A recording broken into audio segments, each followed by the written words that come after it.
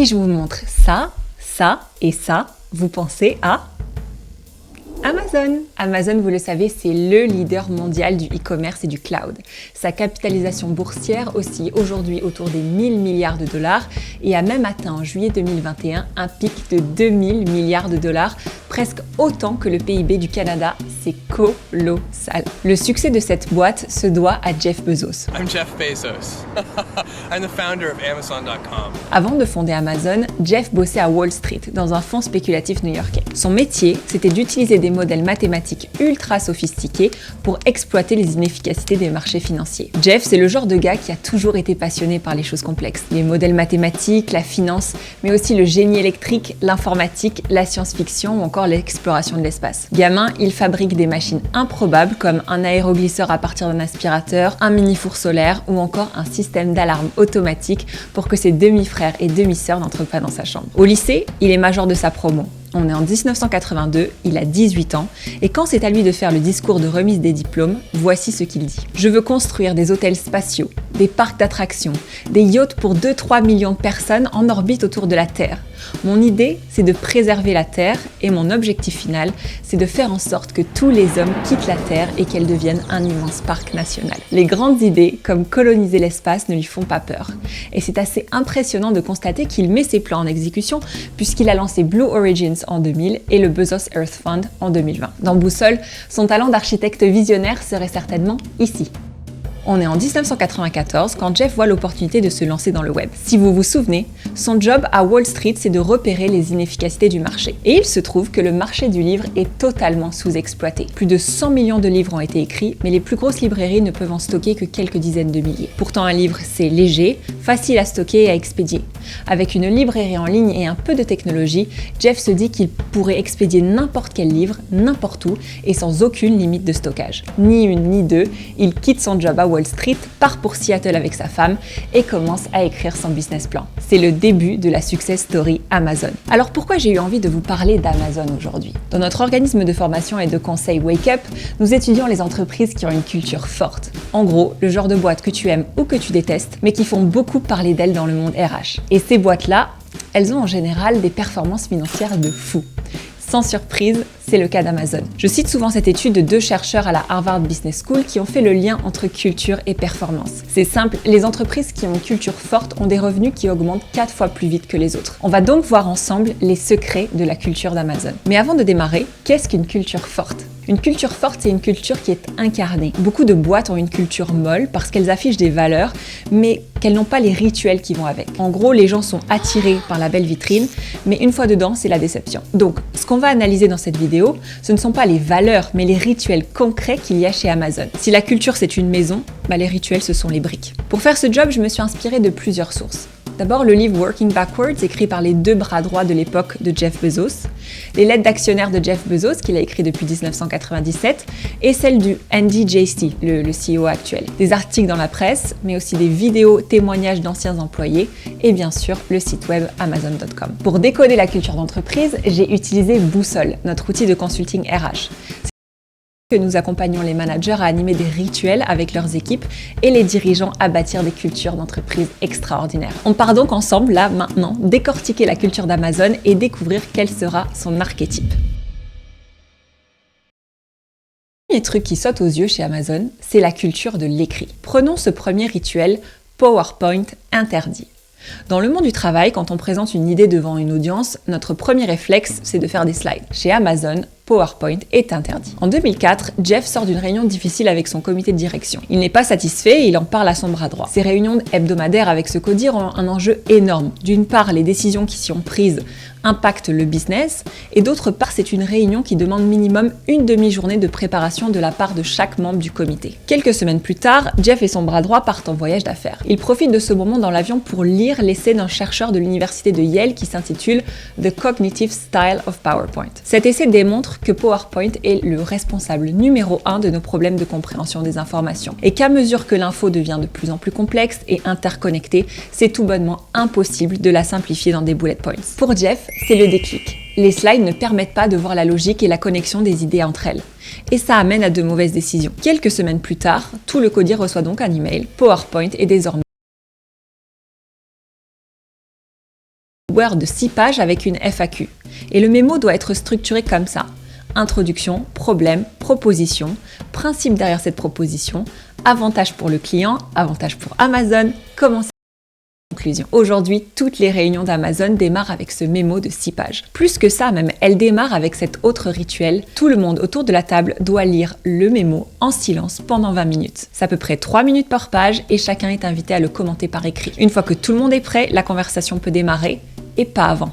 D'ailleurs, pour vous dire à quel point cette culture de l'écrit est présente chez Amazon, c'est qu'il y a des règles jusque dans la manière d'écrire. Les phrases sont limitées à 30 mots maximum. Il faut faire au plus court. On ne dit pas par exemple peut-être à l'exception de, on dit sauf. Les mots valises comme nettement mieux, devrait être bénéfique sont bannis. Et il faut quantifier tout ce qui est annoncé. Par exemple, on ne dit pas les ventes de manière significative sur T4, on dit les ventes ont augmenté de 40% sur T4 2022 par rapport à T4 2021. Autre rituel, chaque nouvelle idée de produit doit prendre la forme d'un communiqué de presse. Là encore, on est à nouveau en 2004 et ça sent le sapin pour Amazon. Apple vient de vendre 1,3 million d'iPod, soit 4 fois plus que l'année précédente.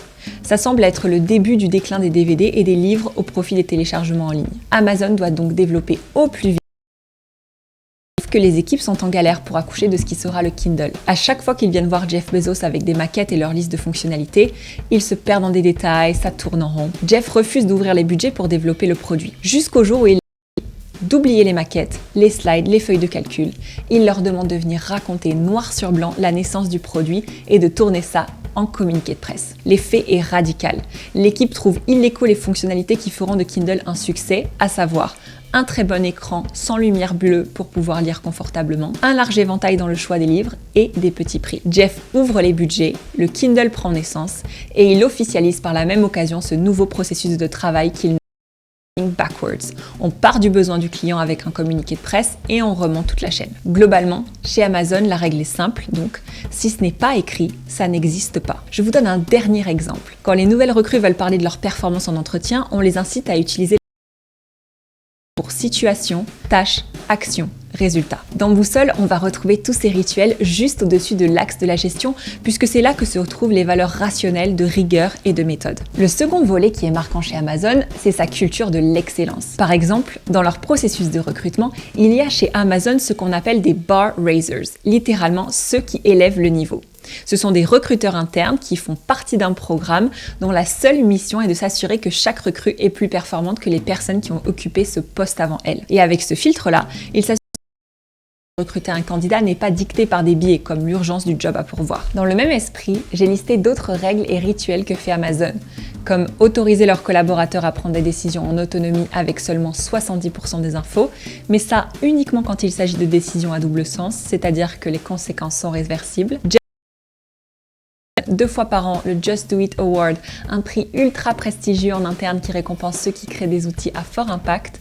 Et enfin, ils ont des équipes d'élite qu'ils appellent Single Threaded Teams qui ne dépendent d'aucun autre service et sont concentrées sur un seul objectif. Pour ces équipes, s'il y a quelque chose qui foire, toute la responsabilité repose uniquement sur le leader. Mais cette course à l'excellence au détriment de l'harmonie a un prix. Chaque collaborateur est classé du meilleur au moins bon selon ses performances. Et il y a un dicton amazonien qui dit « rank and yank », autrement dit, on fait le tri et on dégage. Ceux qui ne sont pas au niveau attendu doivent suivre un plan d'amélioration de leur performance et ils ont 3 mois pour redresser le niveau, sinon c'est la porte. D'après les avis d'insiders qui témoignent sur des blogs, pas beaucoup de.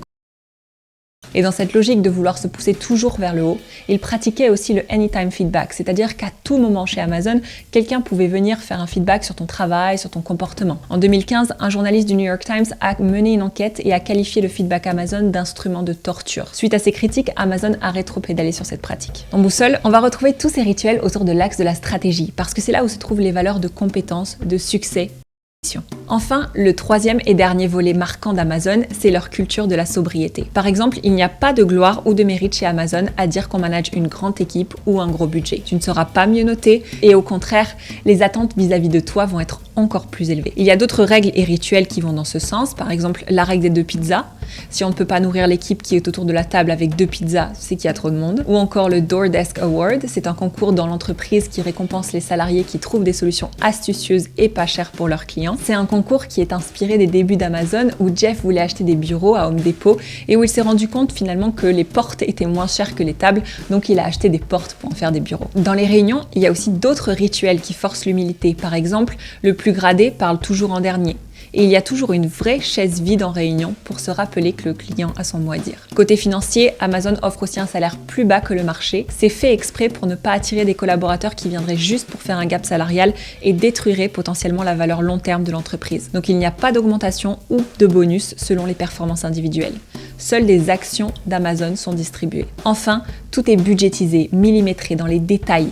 Il y a 2 grandes phases de planification des budgets de l'année, OP1 et OP2. La première phase commence à l'été et prend énormément de temps. C'est 4 à 8 semaines de temps plein pour tous les managers et certains membres de leur équipe. Et là encore, c'est fait exprès pour envoyer le signal que si tout n'est pas correctement planifié, eh bien ça mène à des résultats médiocres. Maintenant qu'on a dit ça, cette recherche de la sobriété et de l'optimisation a aussi fait qu'Amazon a licencié sans sourciller 27 000 salariés sur 2022-2023. Today I was laid off of my job from Amazon. It was my first day back after a 4-month maternity leave. I opened my laptop, ready to get back to work, and within 2 minutes an email came through saying my role had been eliminated as part of the mass layoffs happening at Amazon. Quand on regarde maintenant tous les rituels d'Amazon et qu'on dézoome, on voit qu'ils sont polarisés entre la gestion et la stratégie. Et on observe aussi une approche plutôt introvertie des problèmes avec beaucoup d'écrits et d'intellectualisation. Donc, si on devait qualifier la culture d'Amazon avec les archétypes qui sont dans Boussole, ce serait celle des MacGyver. Si on lit la description de la culture des MacGyver dans Boussole, qu'est-ce qu'on a ? On lit par exemple que les MacGyver mobilisent toute leur ingéniosité pour créer des choses le plus efficacement possible et avec le moins de moyens. C'est carrément ce qu'on vient de voir avec la sobriété. Ils savent produire des prototypes visuels ou même matériels pour les tester auprès d'autres équipes ou leurs clients. C'est complètement l'esprit du communiqué de presse de Kindle. La dynamique de votre équipe est studieuse avec un fort esprit scientifique, vous aimez la communication asynchrone, les échanges écrits et l'organisation efficace de vos journées. Nous sommes en plein dans leur culture de l'écrit. Donc, si dans Boussole, votre entreprise a une culture de type MacGyver ou même des ingénieux, vous pouvez vous inspirer des rituels d'Amazon qu'on vient de voir ensemble. Voilà, j'espère que vous aurez appris des choses sur la culture d'Amazon.